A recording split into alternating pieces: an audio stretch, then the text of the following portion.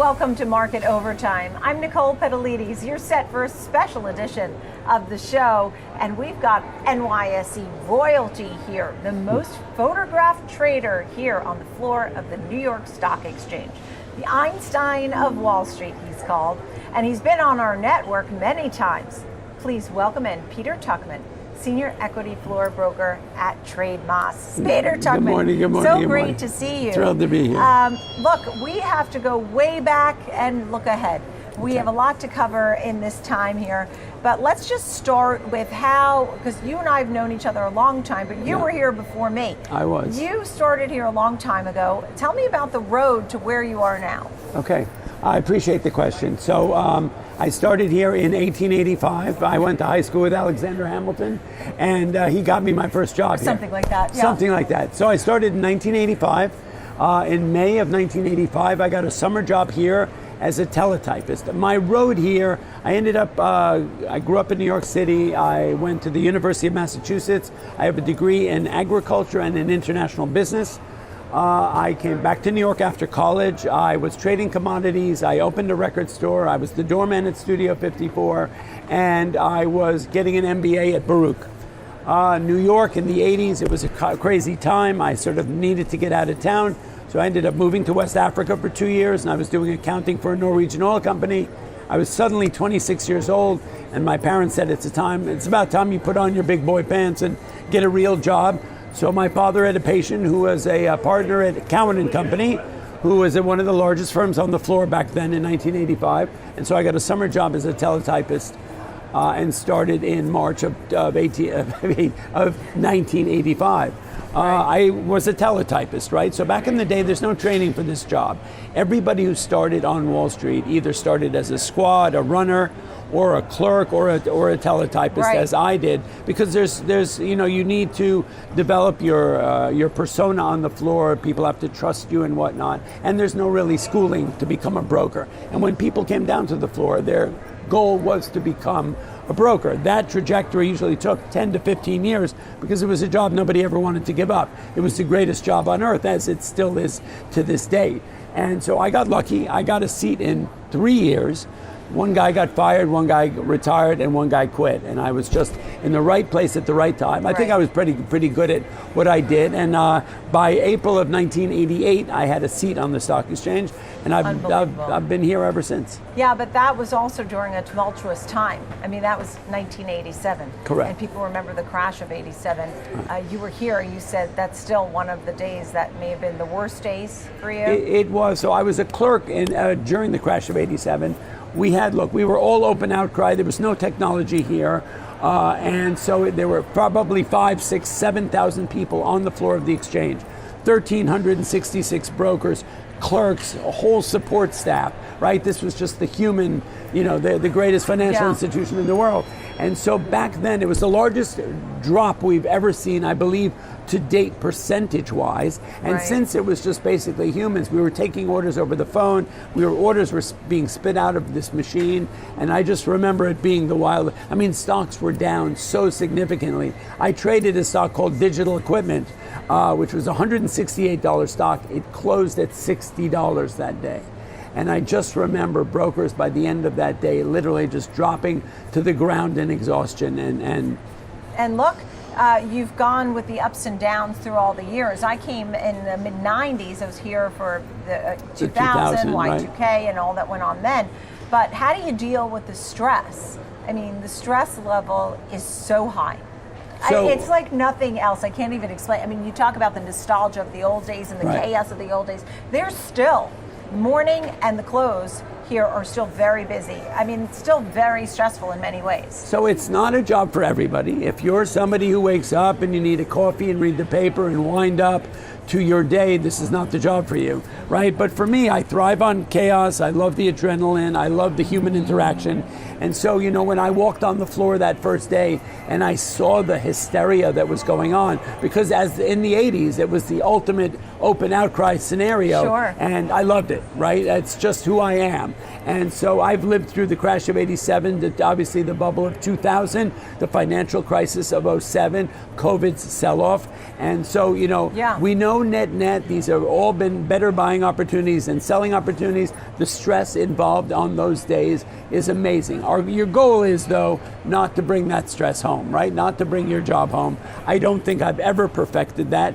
Still to this day, there are, there are not 8,000 people anymore on the floor. There's still a nice group of people. It's also, you've been here for many years. You know the environment, the family-like feeling that we have down here. This place, from a philanthropic point of view, back in the old days, if anybody was going through something and they needed money or they needed spiritual support, people were they were giving of each other in a way that is unlike any other workplace. Sure, and it's true. I mean, when people work here, it's really hard to go and work somewhere else because of the family feeling, the excitement, the frenetic pace. You still have that. I mean, when the market on close orders pile in. When I came to speak with you about our interview, it was just minutes after 3. I know that those orders start to come in, and you barely could speak with me. Tell me about what a close feels like now, today. Okay, so I mean, it still feels. It's incredibly exciting. Right? It's incredible pressure. You have to realize that. Let me ask you this: as you're describing this, what does the New York Stock Exchange bring?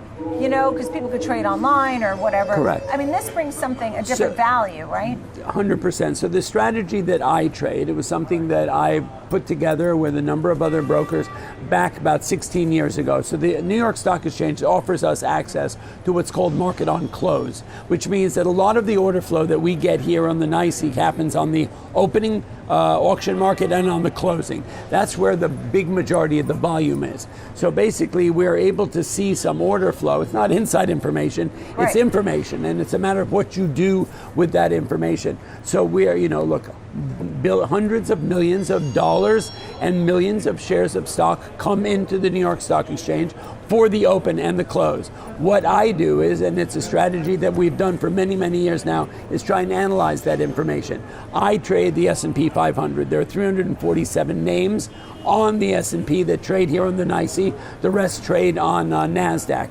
But look, on any given day, we did at one point 80% of the global volume. We now do 30%, but still the human element is still so relevant and so incredibly important. Look, think about perspective, and it's your, inkling of how things will go based on your charts, your experience, right? I mean, you're putting it all together. 100%. Look, every broker on the floor gets to see what I see. It's a matter of how do they interpret and how they use that information.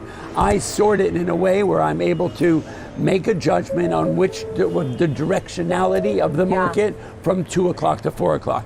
It's a short-term trade, but it's a significant trade. So as we talk about the S&P 500, roughly up about 20% for 2024, I think people couldn't believe that September was a winning month, right? We haven't had one of those in 5 years. What are some levels that you're watching for support, for resistance, for the end of the year? I mean, what's important to you, and are you a longer-term bull? I am a forever bull. I think if we, and it's not from my opinion, it's just, what's the word?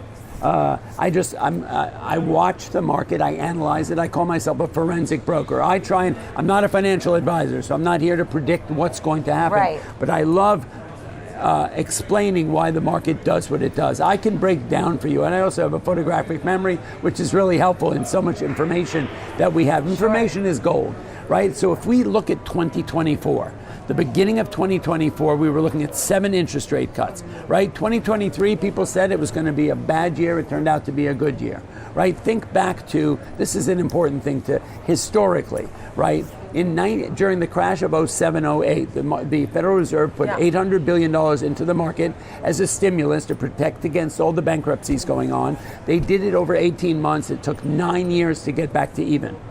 This time, during COVID, they put $3 trillion into the market to support the market during that global pandemic. Okay, over 3 months period, we were back to even by August 19th. Pandemic, March 23rd, 2020.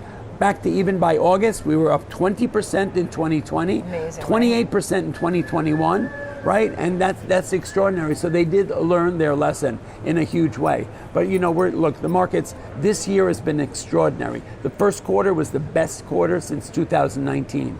Then we had a bit of a pullback in April, which is always a healthy thing. Everybody is, sort of, oh my God. Yeah. They get a bit jaded by the fact that this market has net over the last 20 years has, besides we've seen obviously some pullbacks and we've seen the crashes and the crises, but net they have been better buying opportunities than selling, as this year was. Right. Or April was a pullback of 10%.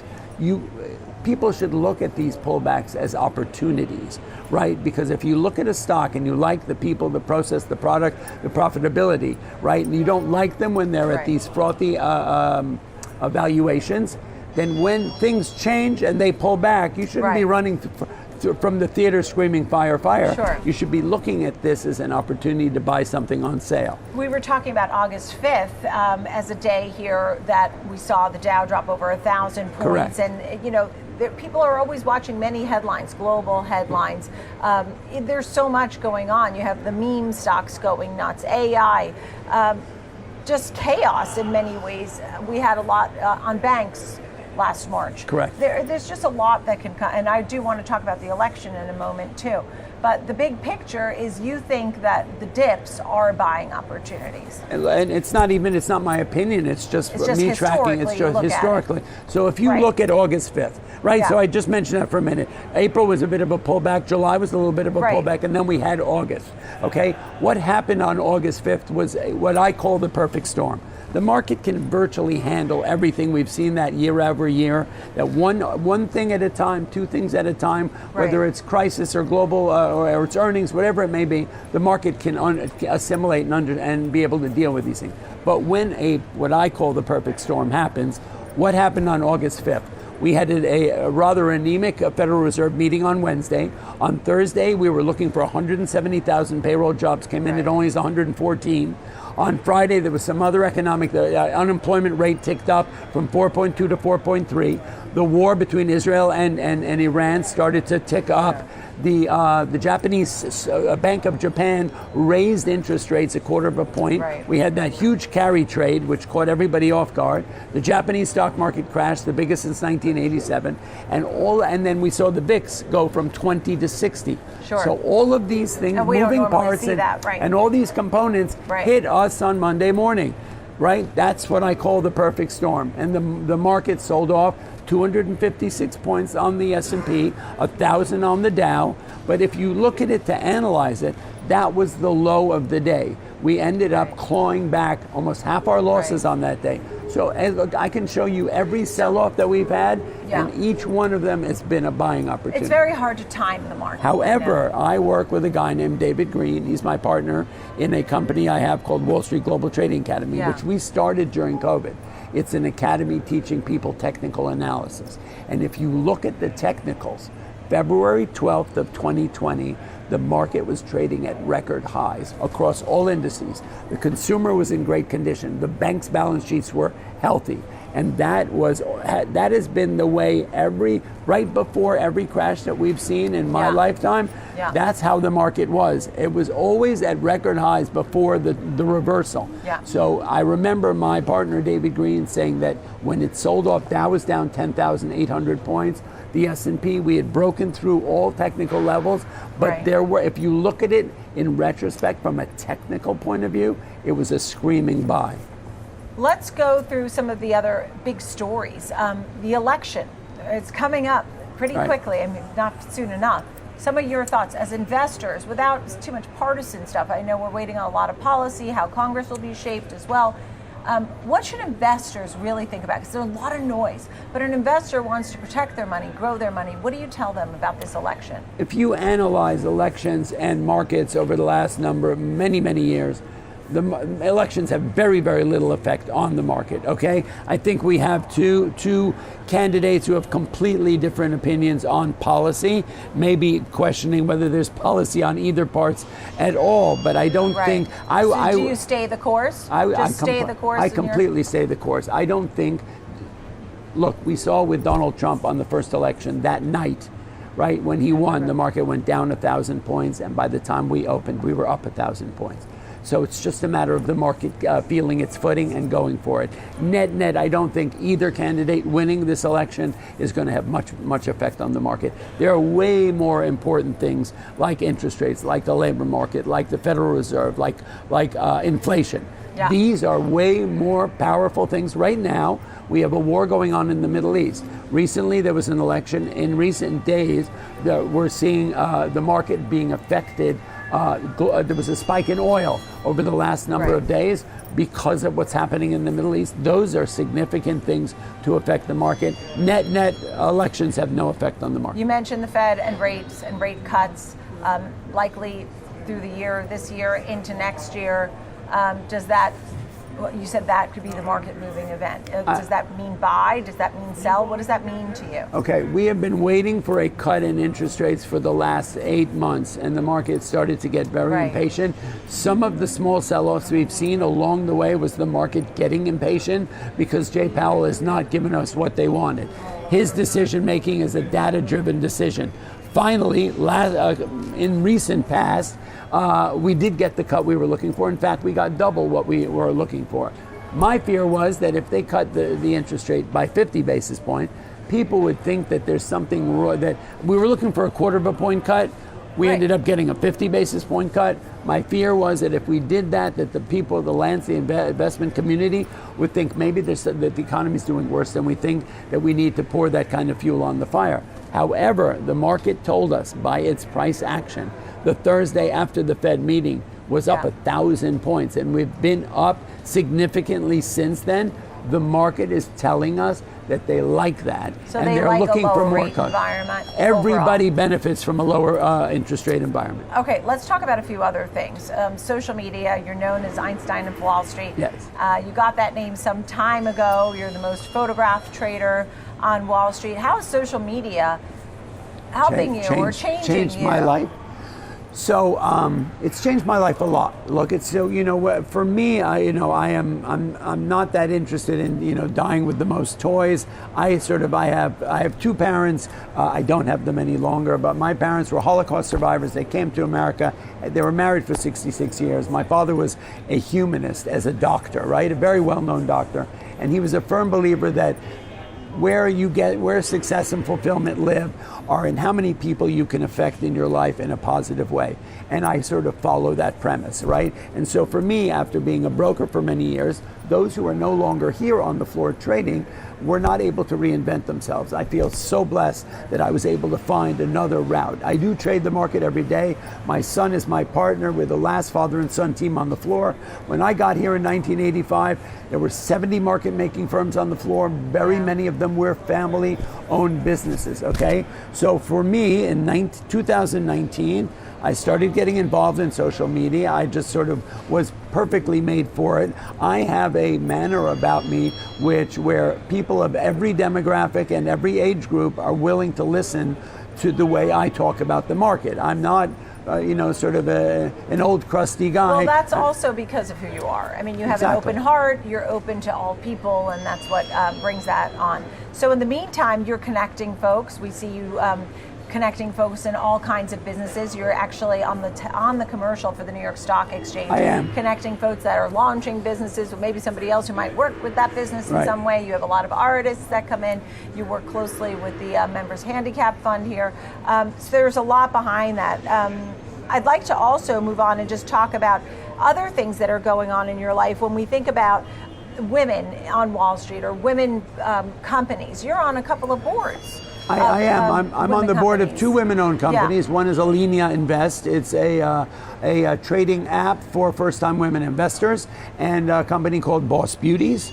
And neither of them are public companies. They're just companies that sort of highlight women in industry and in business. And that's been something that's really, really very important to me. I do have a daughter. I unfortunately recently lost my wife. She died of cancer. So that's become a big thing that I'm trying to highlight, obviously, You know, I think, look, Wall Street per se, the floor of the exchange, has never had the gift of having women around it for many years. I think it would have probably been a better place along the way if we did, and if there's anything I can do to change that. Look, we've seen the landscape change a lot over the last number of years. Women in business, women in Web3, women as entrepreneurs, women in finance, and so I do everything in my power to try and highlight and let people tell their story. I'm a storyteller. I'm a connector. A great one. And a storyteller. A great one at that. When we think about how everything has evolved, you said some of the essence of trading stays the same, but the digitization, right? We used to do fractions here. Things went digital. You don't use paper. Everything's handhelds. We mentioned social media. Is it all for good? Do you think it's helping to grow, make people maybe more transparency, bring more people in? You know, is this a good thing, what you've seen? And there's even been talk of going 24/7 here at the New York Stock Exchange. Okay, so I'm not a fan of the 24/7 thing, and I'm a bit technologically challenged. I don't even own a computer. I think there's a lot of good that's happened and a lot of things that I would, if you were to be able to put me back into 1985, open outcry, screaming and yelling, I loved that. For me, that was a wonderful human interaction. Yeah. But look, what I try and do is, there are things that I have no control over. I try and take advantage of the platform I've created on social media to empower and to inspire young people.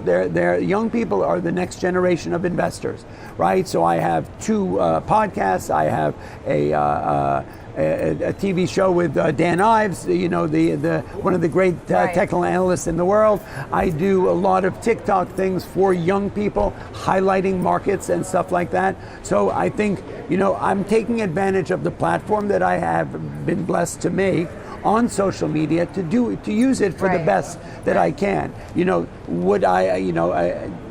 the technology is obviously it's necessary. There's nothing I can do about it. Sure. I mean, it's changed this place in a big way. I think the stock exchange has done a really great job incorporating the human element, maintaining it as really necessary, and bringing technology in to the levels where it needs to. You follow so many of these S&P 500 companies. We talk about technology all the time. AI, NVIDIA, Apple. You have your eye on the S&P, as you noted, every single day. Some of the names that specifically trade here. Overall, I mean, when you tell people, young folks, do you have them do a portfolio that includes what? I mean, what do you tell a young investor? And do you like technology overall, like as a group?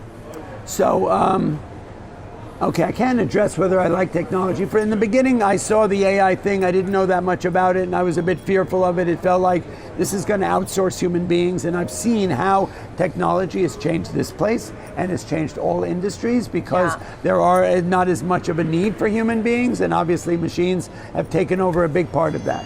I'm not sure I'm the guy who's going to get into a driverless car. That's not where I'm going right away. Okay, but I think that, you know, AI is extraordinary. I speak to Dan about it all the time, and this is obviously a revolution. It is going to be a game changer in so many different fields, down to healthcare and all that stuff. Think about that. Yeah. You know, if you look at it as a negative thing, you can create a scenario where it's not going to be good, but my understanding from the research I've done, learning everything about AI from Dan, that this is going to be a game changer. It is a revolution. People need to hop on board that story. Right. That sector is really important. There's a second and third derivative trade of the NVIDIA trade and the AI story that is involved with the Microsoft and the Amazons and the Netflix and all of those things. It's here to stay. It's happening much quicker than I thought. You know, you guys, you know Dan. Dan talks about this story in a huge way. You know, trillions of dollars are being put in. This is not a 1995 moment. It's It's not a bubble. It's a revolution, and it's going to be a great one. And we're all going to benefit from it. A young person, because a lot of them are on Wall Street bets, or they are watching the meme stocks, or what do you tell a young investor? Okay.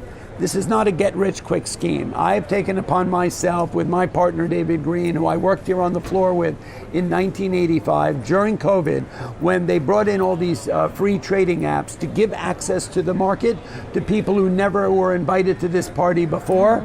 Okay, I realized that none of those apps have an educational component to them. So my partner David Green and I created Wall Street Global Trading Academy, which is an academy teaching people technical analysis and risk management. People need to know that this market is accessible now through futures funded trading, through Right. everyone now with an iPhone and $100 can invest in the stock market. But you need to understand that this is a not get rich quick scheme, that people can lose a lot of money. And if you avail yourself, you can all reach out to me. I'll be happy to help you all. Come to Wall Street Global Trading Academy. We are there to teach people technical analysis, risk management, money management. But put it in is your Get point. in. Look, in. we've said it Okay. before. I always tell young people, invest in stocks and not stuff. Start building a portfolio at a young age, and it will serve you going down the line for the rest of your life. Yeah. It's great to chat with you. I mean, such a long history Thank here you. at the It's so New York much fun. Stock Exchange, and we've watched you and your son here on the floor, father-son team. It's very special to speak with you today. It's Peter absolute Tuchman. pleasure. You all know him as Einstein of Wall Street. We're thankful that you were here today, Peter My Tuchman pleasure. of Thank you so Trade much. Moss. That's it for Market Overtime. Be sure to subscribe to Schwab Network's YouTube page, where you can find all of our previous Market Overtime episodes. I'm Nicole Petallides. Thanks for watching.